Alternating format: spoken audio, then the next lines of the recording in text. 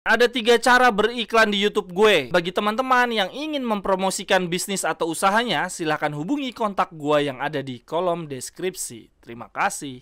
Teman-teman yang sedang kalian saksikan saat ini adalah Cerewetin Inter. Apa kabar teman-teman semua? Semoga dalam keadaan sehat. Cerewetin Inter hari ini, gua mau ngobrol dengan Spiltak Indonesia, podcast yang memberitakan dan memberikan opini tentang Bundesliga. Wah, tentu saja gua akan bertanya tentang rekrutan terbaru kita teman-teman, Markus Thuram. Gue ingin mendengar sendiri pendapat dari orang yang memang ngikutin Bundesliga nih. Apakah Markus Thuram penyerang yang hebat atau penyerang yang biasa aja? Oke deh, langsung aja kita ngobrol dengan Spiltak Indonesia.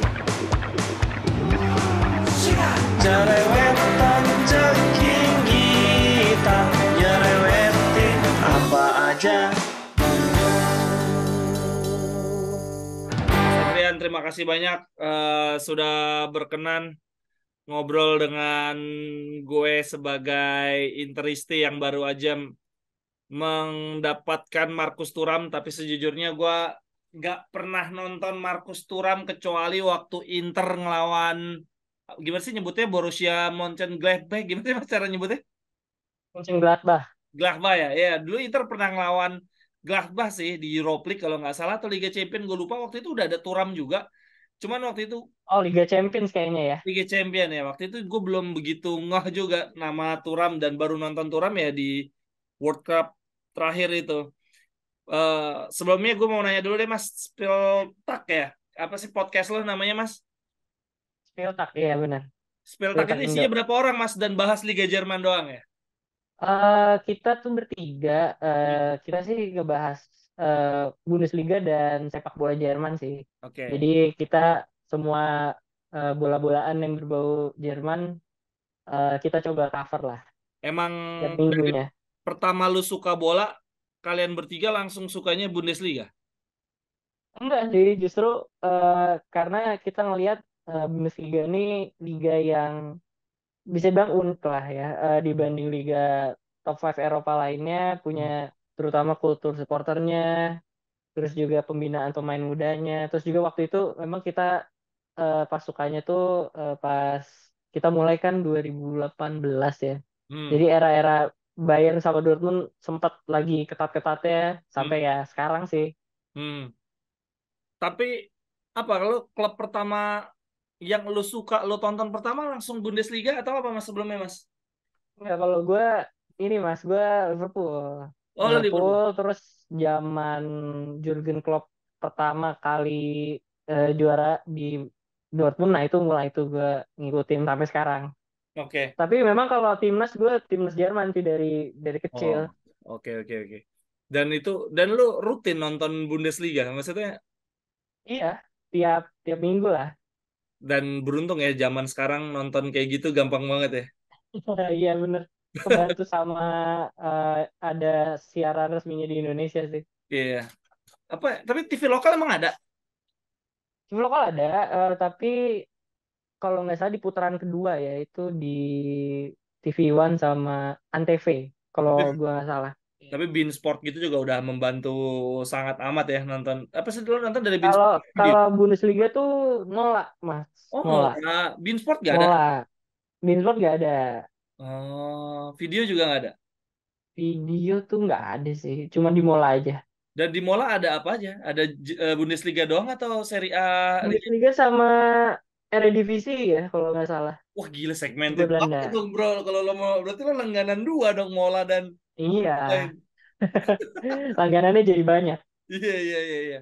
Oke bro, gua mau tanya Markus Thuram dulu deh. Gimana nih dari Boleh. pengamatan lo tentang Markus Thuram? Sepotensial itukah, seringkih cedera itukah, apa kelebihannya dan lain-lain?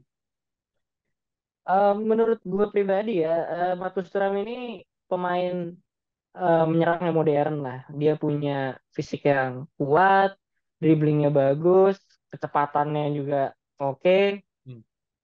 one on one duel dia juga berani. Finishingnya sebenarnya musim kemarin tuh benar-benar jadi musim terbaiknya di Bundesliga ya. Ada di 13 gol dan asisnya juga cukup banyak, ada di 6 asis. Karena Jadi dia main jadi penyerang Mar- penyerang tengah baru di tahun ini ya. Sebelumnya sayap ya. iya betul, dan eh, yang membedakan ini emang versatilitasnya ya, dimana eh, Thuram bakal meletek gitu ya, di main di depan tuh di posisi mana aja dia bisa lah, dia menyanggupi itu. Dan so far sebenarnya selama 4 tahun dia di Bundesliga ada masa-masa ngedropnya juga sebenarnya di musim kemarin, Hmm. cedera gitu ya, cuman cetak 3 gol dan main 21 kali. Hmm. Tapi mungkin yang harus digarisbawahi adalah memang timnya Gladbach saat itu memang lagi Hmm. ambruk lah dalam tanda kutip ya. Awalnya kan Hmm. eh, main di Liga Champions, tapi banyak dua pemain dan apa kesalahan manajemen mungkin ya bisa dibilang gitu. Jadi konsistensi timnya ngedrop, pergantian pelatih juga cukup sering. Dia udah di kalau nggak salah sama 2 pelatih atau 3 pelatih ya. Gue lupa persisnya berapa, tapi memang timnya memang nggak stabil lah intinya gitu. Tapi memang setelah musim jelek di 2021 2022 Hmm. bounce back lagi di musim kemarin gitu Mas. Sampai akhirnya pun dipanggil Didier Deschamps ke Qatar. Qatar. Nah, tapi di Bundesliga sendiri, Thuram itu termasuk striker yang dibicarakan nggak sih? Maksudnya ya jadi striker yang ditakuti gitu. Torehannya 13 gol, maksudnya nggak banyak-banyak banget ya. Ya, ya itu tadi ya. Sebenarnya sih Thuram memang pemain yang bagus, cuman kan kita harus melihat juga timnya ya. Hmm. Gladbach eh ya kurang konsisten di Akhir musim kemarin tiga berapa akhirnya Mas? Musim kemarin peringkat berapa Gladbach? Ingat nggak? Gladbach tuh di posisi Empat 10 besar nggak? besar lah ya. Oh, Enggak, empat, enggak, empat enggak. besar ya? Hmm. Enggak. Enggak main di Eropa juga Oh, ya lumayan Gladbach. lah 13 gol untuk tim yang nggak lolos Eropa berarti ya. Iya, karena memang situasinya agak kompleks aja sih Mas memang di timnya. Jadi gue rasa Thuram adalah sosok yang bisa dibilang the next big thing lah di Bundesliga. Kita Oh, yang oke. nonton Bundesliga rutin pun tahu. Dan Oke. sebelum ke Inter kan juga ditawarin ke AC Milan, ke Hmm. PSG, terus juga satu lagi klubnya apa gue lupa. Jadi memang Hmm. memang ini pemain yang oke gitu Mas. Jadi Inter mendapatkan pemain yang bagus sebenarnya. Bagus ya sebetulnya ya. Iya, Tapi betul. gaya permainannya menurut lo dari lo ngikutin 4 tahun terakhir itu sebetulnya potensi terbesarnya di penyerang tengah atau sayap sih karena Inter nggak pakai sayap nih, pakainya 3-5-2. Nah, iya, itu dia tuh. Gue juga sempet tuh waktu mau final Liga Champions, gue iseng-iseng ngulik Inter. Kayaknya yang main itu Federico Di Marco ya, di kiri ya. Kiri itu pun wingback ya, maksudnya bukan. Iya, dan karena 3-5-2 kan wingbacknya naik turun kan, Betul, nggak defense kayak offense winger harus balance. tradisional. Iya, nah makanya ini gue sebenarnya agak bingung. Lebih cocok sebenarnya ke AC Milan nih Marcus Thuram. Betul, betul. Benar-benar bisa eksplosifnya bisa keluar. Tapi menurut gue Simone Inzaghi pelatih yang luar biasa gitu ya, Hmm. walaupun Hmm. 3-5-2, gue rasa posisi di nemenin Lautaro Martinez oke Hmm. gitu kan, atau misalkan bisa ditandemin juga sama Hmm. Kim Korea juga Hmm. menurut gue bagus, karena Marcus Thuram ini bener-bener pemain penyerang yang modern gitu Mas, segala skill set dia ada. Hmm. Dan yang benar-benar agak mengagetkan, gue kira juga trajektorinya Marcus Thuram karirnya gue kira bakal ke bawah, karena di musim sebelumnya cuma cetak 3 gol, ternyata kan bisa 13 gol 6 assist, Hmm. bisa jadi senjata, Hmm. bisa dibilang senjata rahasianya di Deschamps di Piala Dunia. Jadi gue rasa Hmm. bisa membuktikan dia ini pemain top lah gitu. Walaupun ya secara skema Inter dan Thuram biasa bermainnya berbeda lah. Tapi Iya, gua rasa pemain macam kayak gini sih Mas harusnya tetap bisa masuk ke skema tim manapun sih. oke. Dengan posturnya yang cukup tinggi itu dia, kalau gue jujur cuma nonton dari highlights ya, tapi gue ngelihat Thuram dengan postur tinggi seperti itu, kemampuan dribble dan speednya oke ya. Maksudnya ketika Ya, penyerang lain setinggi itu ya, betul. ya tipikal Haaland lah yang nunggu di kotak penalti, sat finishing dia enggak ya, dia buka ruang. Iya, betul banget Mas. Jadi makanya yang tadi gue udah bilang tuh Mas, karena lengkap, karena dari prototipe nih sebenarnya harusnya dia nggak main seperti Marcus Thuram sekarang lah gitu ya. Hmm. Karena movementnya ini salah satu apa ya, atribut dia yang paling menonjol, karena dari situ kan dia bisa buka ruang, bisa Hmm. dribbling, dia bisa masuk ke penetrasi ke kotak penalti. Hmm. Apalagi sekarang dia punya skill finishing yang oke, menurut gua bakal bisa memberikan impact lah ke Inter. Apalagi Inter secara kualitas pemain dan kedalaman squad bisa lebih menunjang Marcus Thuram lagi gitu sih Mas. Cuma yang jadi pertanyaan gue kenapa dia nggak lanjut di Bundesliga gitu. Maksudnya tim-tim papan atas Bundesliga nggak ada yang tertarik karena biasanya Bundesliga itu kan ininya bagus ya, apa namanya, kaderisasi atau apa sih bahasanya, Ya, situ-situ lagi. pembinaannya ya. Iya kan, masuknya ya ke tim yang lebih atas lagi gitu. Kenapa dia nggak kepake di Bundesliga ya? Mungkin teori gue sih Mas karena eh, tim-tim Bundesliga udah punya skemanya sendiri ya. Bayern Munchen lebih prefer sama striker-striker klasik lah yang goal getter murni gitu. Ya, Lewandowski Lewandowski nggak ya. ada di Bayern kan kelihatan ya. Jadi mereka lebih pengen cari striker yang kayak gitu. Dortmund kan juga punya Sebastian Haller. Hmm. Jadi agak kurang cocok di kiri juga ada Karim Adeyemi. Jadi gue Hmm. rasa spotnya udah penuh Hmm. lah di situ. RB Leipzig juga ada Andre Silva, ada Timo Werner, masih ada musim kemarin ada Christopher Nkunku. Memang makanya itu sih menurut gue karena kebetulan tim Bundesliga lagi penuh aja karena memang Bayern sempat beritanya pengen meminang Marcus Thuram secara gratis juga tapi akhirnya nggak jadi kan karena mungkin eksperimen Sadio Mane juga belum terlalu kelihatan hasilnya makanya mereka balik ke eh, Oke. tumpuan mereka lah striker murni jadi bukan bertanda ini pemain jelek sih mas karena PSG kan juga ngincer ya Oh iya betul, Paris Saint-Germain juga. Thuram Oke, oke. yang memang lagi mengubah kebijakan transfer mereka pun melihat Marcus Thuram ini adalah pemain yang bisa jadi marquee signingnya mereka, tapi kan akhirnya memilih Inter ya. Oke. Itu sih, jadi sebenarnya secara kualitas dia ini harusnya berada di fase-fase awal usia emasnya lah gitu. Oke. Dan memang ini pemain pemain bagus mas. Oke, oke, gue jadi nggak sabar nonton Turam. Tapi emang gaya permainannya tuh dia cenderung dribble dari kiri ya. Maksudnya Iya, gaya mainnya emang memang karena di Bundesliga kan memang temponya lebih cepat ya mas ya, lebih direct gitu.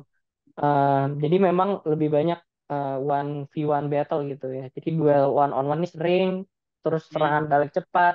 hmm, Pokoknya semuanya serba super dinamis yang hmm, dalam hitungan detik lah gitu ya. Mungkin kalau Serie A kan lebih menunggu, lebih kalem gitu ya. Build up serangannya juga hmm, lebih hati-hati. Kalau Bundesliga hmm. kan memang cara bermainnya untuk bisa beradaptasi di sana harus pemain-pemain harus kayak Marcus Thuram memang di Bundesliga banyak kan pemain cepat sama dribblingnya bagus dan bisa Oh, iya, iya, iya. eh, bisa apa namanya bisa nggak harus naik turun kayak wingback ya tapi setidaknya mau untuk eh, membantu pertahanan lah mau ke daerah lapangan mereka sendiri untuk Ya, ya. ngebantu biar bisa counter attack biar lebih cepat gitu. Sebetulnya itu sih yang memang striker yang lagi dibutuhkan oleh Inter ya. Karena kebetulan striker Inter nggak ada yang bisa dribble semua. Sebetulnya Lukaku bisa, cuman kan habis cedera parah. Dan Iya iya sebetulnya benar. Interisti lagi menunggu banget Inter punya striker yang bisa dribble akhirnya. Dan ya gue berharap Thuram bisa bisa dan memang gaya permainannya gitu ya, di tipikal Iya dribble one, tadi lo nyebut dia satu lawan satu gitu ya.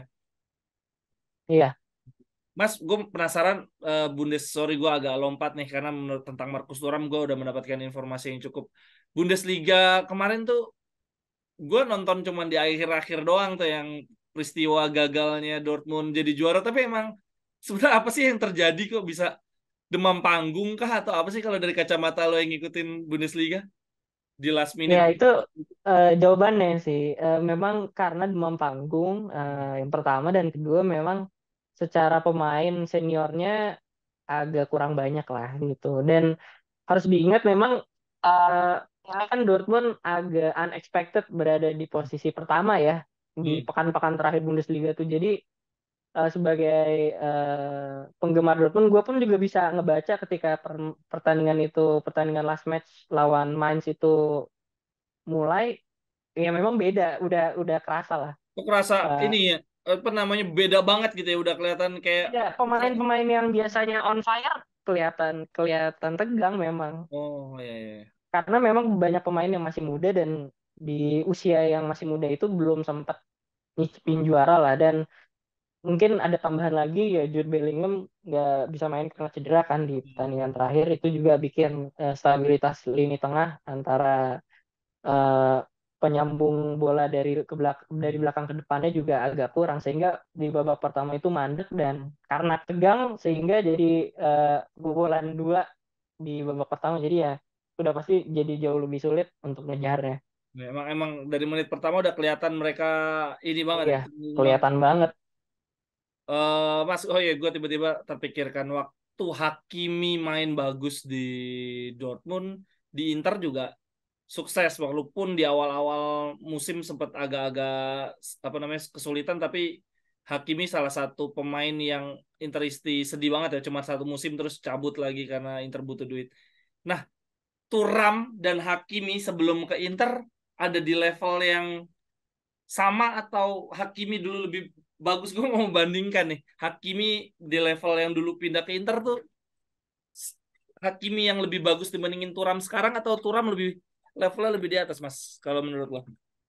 Em, ini sebenarnya banyak faktor ya yang menyebabkan yaitu perkembangan pemain seperti apa. Tapi gue tetap melihat Achraf Hakimi karena awalnya dari Real Madrid, akademi pemain Hmm. mudanya bagus, pindah ke Dortmund yang memang waktu itu lagi butuh bek kanan mas posisinya. Jadi bisa memberikan kesempatan bermain yang lebih untuk Hakimi dan komposisi secara tim waktu Hakimi datang itu memang lagi Hmm. perombakan besar-besaran lah gitu ya. Banyak pemain baru di Dortmund dan memang hampir juara pada saat itu. Jadi timingnya tepat, timnya tepat, dan memang pemainnya juga memang bagus gitu. Kalau Marcus Thuram di musim pertamanya dia pindah, oke gitu. Cuman secara klub ini banyak perubahan lah yang Hmm. akhirnya nggak ada inkonsistensi di Borussia Oh, Mönchengladbach sehingga seakan-akan Marcus Thuram ini memang kayak hilang dari radar lah gitu. oke oke Sempat oke oke. 1 tahun 2 tahun gitu. Dan gue pun juga sebagai yang melihat Bundesliga setiap minggunya pun sempat wah Marcus Thuram kemana sih gitu sempat lah cuman Oke. gue tahu dia tetap berperan penting untuk timnya cuman karena timnya ini ibaratnya hanya berjuang di papan tengah sehingga Nggak exposure-nya banyak nggak sorot kamera ke begitu dia ya. terlihat gitu Oke dan oke. nah makanya itu di musim terakhirnya di Gladbach ketika pindah ke tengah dan awal-awal musim Gladbach bisa dibilang di luar ekspektasi lumayan stabil dan bagus posisi di Bundesliga ya makanya sampai di Deschamps pun memperhitungkan Thuram untuk Oke. masuk kan. Walaupun akhirnya Gladbach drop di paruh kedua Bundesliga, tapi Hmm. nama Thuram kan sudah tetap harum lah di musim terakhirnya di Bundesliga. Jadi gue rasa Hmm. secara pemain memang Hakimi lebih komplit, lebih matang dan berada Lagi di beruntung juga lingkungan yang dapat lebih klub baik yang dari Thuram. bisa memaksimalkan ya, klub yang bagus juga ya maksudnya untuk Nah, Hakimi. iya itu juga penting sih. Makanya ketika Hakimi main di Inter pada